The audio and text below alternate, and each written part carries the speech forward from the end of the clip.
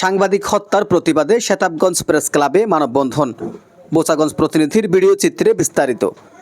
গাজীপুরের কালীগঞ্জে স্থানীয় সংবাদপত্রের প্রতিনিধি সাংবাদিক আসাদুজ্জামান তুহিনকে সন্ত্রাসীরা কুপিয়ে হত্যার ঘটনার প্রতিবাদে এবং সারা দেশে সাংবাদিক নির্যাতনের বিরুদ্ধে মানববন্ধন ও প্রতিবাদ সমাবেশ অনুষ্ঠিত হয়েছে।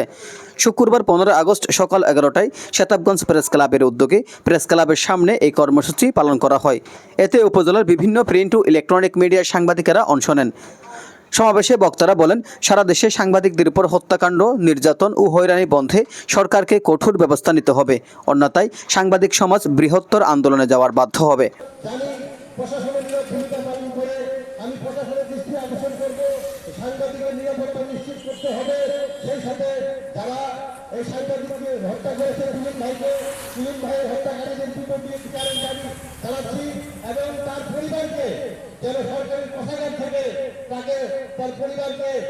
সরকারি কোষাগার থেকে অর্থনৈতিকভাবে সহযোগিতা প্রদান করা হয়।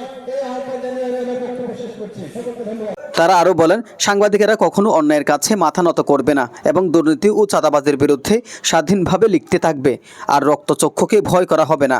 বক্তারা সাংবাদিক তুহিন হত্যাকারীদের দ্রুত গ্রেপ্তার ও দৃষ্টান্তমূলক শাস্তির দাবি জানান। যারা এখনও গ্রেপ্তার হয়নি তাদেরও গ্রেপ্তার করে আইনের আওতায় আনার আহ্বান জানান। মানববন্ধনে বক্তব্য রাখেন শেতাবগঞ্জ প্রেস ক্লাবের আহ্বায়ক আব্দুস সাত্তার, সদস্য সচিব মোহাম্মদ শামসুল আলম, মোহাম্মদ সাজ্জাদ হোসেন, ফরিদ আহমদ প্রমুখ। এছাড়াও উপস্থিত ছিলেন সাংবাদিক মোহাম্মদ রফিকুল ইসলাম, বরুণ চন্দ্র সরকার, মোশাররফ হোসেন, মোহাম্মদ আশিকুল ইসলাম, লিখন বণিক শুভ, রাসেল ইসলাম, আবুল ওয়াহাব, লতিফুল ইসলাম ফুল, সাজ্জাদ হোসেন, মিজানুর রহমান, মোহাম্মদ তনি, মোহাম্মদ তারিকুল ইসলাম তপু, মোহাম্মদ আসাদ আলী, আজহারুল ইসলাম প্রমুখ। মানববন্ধনে সকলে সাংবাদিকদের নিরাপত্তা ও নিহত সাংবাদিকের পরিবারের ক্ষতিপূরণের দাবিতে একত্রিত হন।